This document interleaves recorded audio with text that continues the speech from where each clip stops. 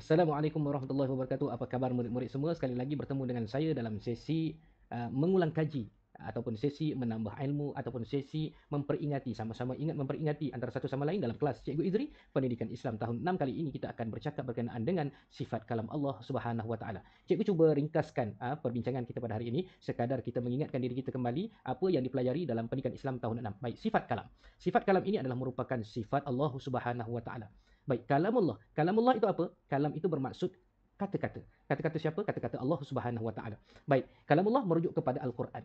Yang kekal sehingga hari ini ialah Al-Quran. Tidak ada sebarang pindaan, tidak ada sebarang perubahan daripada manusia. Dia kekal terpelihara sehingga hari ini. Dia merupakan kalam Allah Subhanahu wa taala. Baik, Nabi menyebutkan man qara harfan min kitabillahi falahu hasanatun. Wal hasanatu bi asyri amsalha. La aqulu alif lam mim harfun, walakin alif harfun, wa lam harfun, wa mim harfun. Nabi kata, bila kita baca Al-Quran, siapa yang membaca satu huruf daripada kitabillah, kitabullah merujukkan kepada Al-Quran. Siapa yang baca satu huruf daripada Al-Quran, maka dia akan mendapat satu kebaikan. Dan satu kebaikan itu bersamaan dengan 10 ganjaran pahala. Nabi kata bukan alif lam mim itu satu huruf, tapi Nabi sebut kata apa? Nabi kata alif itu satu huruf, lam itu satu huruf, mim itu satu huruf. Maka alif lam mim itu saja sudah dapat 30 ganjaran pahala kebaikan. Subhanallah. Maka apabila orang itu membaca Bismillahirrahmanirrahim, sudah tentu lebih banyak pahala yang akan kita dapat. Begitulah mukjizat Al-Quran yang diberikan kepada Nabi dan ganjaran pahala yang kita dapat apabila kita membaca Al-Quran. Baik. Kalamullah.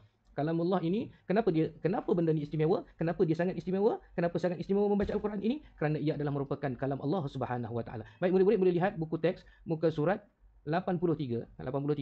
Kita lihat bagaimana erti sifat kalam Allah.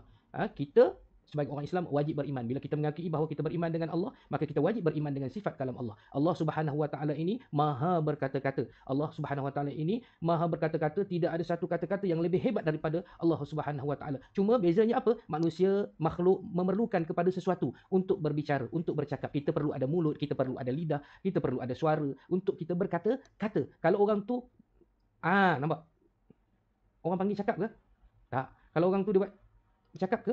Tak. Apabila orang itu menggunakan mulut, Assalamualaikum, maka itulah dinamakan kata-kata.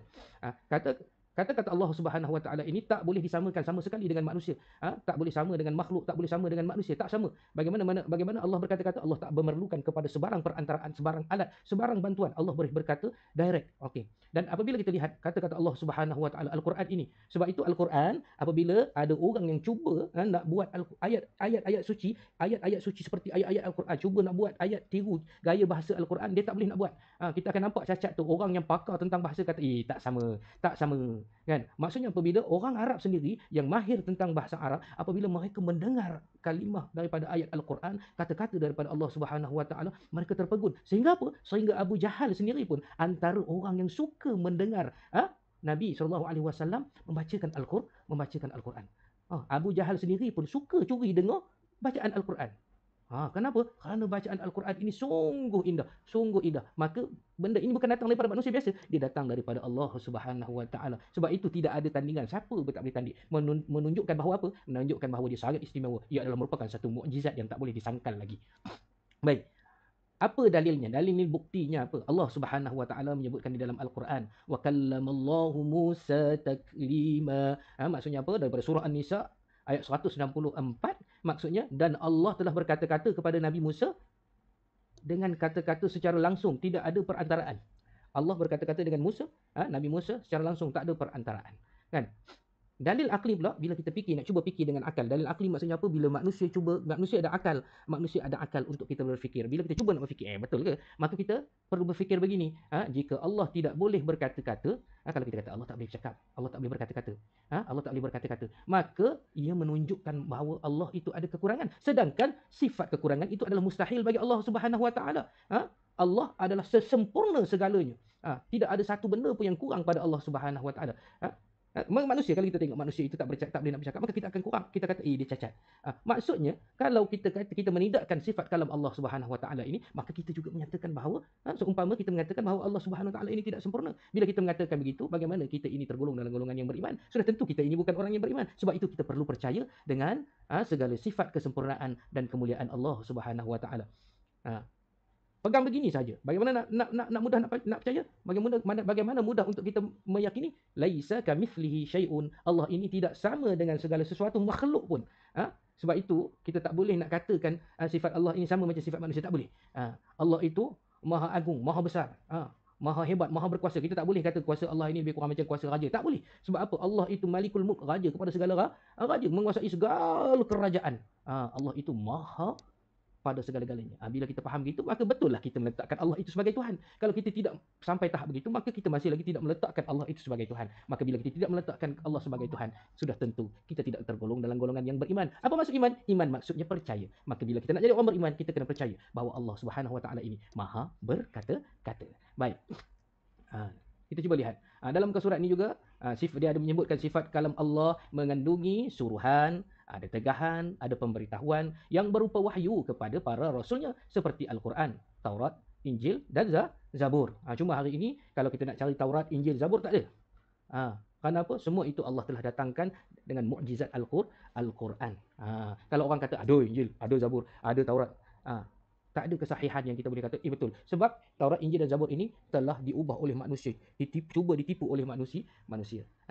Tapi Allah datangkan satu mukjizat yang lagi besar dengan Al-Quran. Manusia cuba nak tipu, tak boleh. Kerana apa? Kerana Allah menjaganya, Allah memeliharanya. Bukan kata Allah tak jaga Taurat, bukan Allah tak jaga Zabur, Allah tak jaga Injil.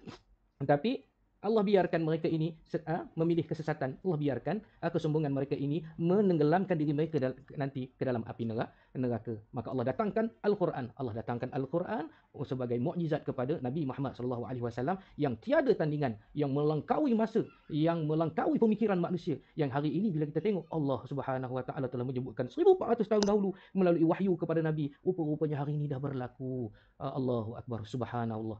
Itu menunjukkan Al-Quran itu adalah merupakan mukjizat, bukan datang daripada manusia, tetapi datang daripada Allah Subhanahu Wa Taala. Baik, cerita berkenaan dengan murid-murid boleh baca dalam muka surat 84 berkenaan dengan cerita bagaimana Nabi Musa nak minta. Nabi Musa ni ada kelebihan untuk bercakap dengan Allah Subhanahu Wa Taala secara direct. Itu mukjizat Nabi Musa. Nabi Musa dia ada kelebihan untuk bercakap dengan Allah Subhanahu Wa Taala secara direct. Baik. Kemudian apa yang nak ditekankan di sini ialah kita ini wajib beriman bahawa Allah Subhanahu Wa Taala ini bersifat kalam. Yang tu nak ditekankan, bahawa dengan meyakini Allah maha berkata-kata dan kata-kata Allah berbeza sama sekali dengan makhluknya. Seperti yang saya sebutkan tadi, berbeza sama sekali dengan makhluknya, tidak memerlukan alat, tidak memerlukan bantuan, tidak memerlukan sebarang perantaraan. Dan apabila kita beriman dengan sifat kalam Allah ini, maka kesannya kita akan apa? Kita akan menjadi orang yang sentiasa mengakui kebesaran Allah Subhanahu Wa Taala. Kita akan menjadikan Al-Quran itu sebagai pegangan dalam kehidupan. Kenapa? Kerana kita percaya bahawa Al-Quran itu adalah merupakan kalam Allah. Kalam Allah ini merupakan kalam yang suci. Bila kita percaya apa yang Allah sebut, sudah tentu kita akan baca Al-Quran. Bukan sahaja baca, kita akan mentadabbur Al-Quran. Apa maksud tadabbur? Kita mengkaji Al-Quran.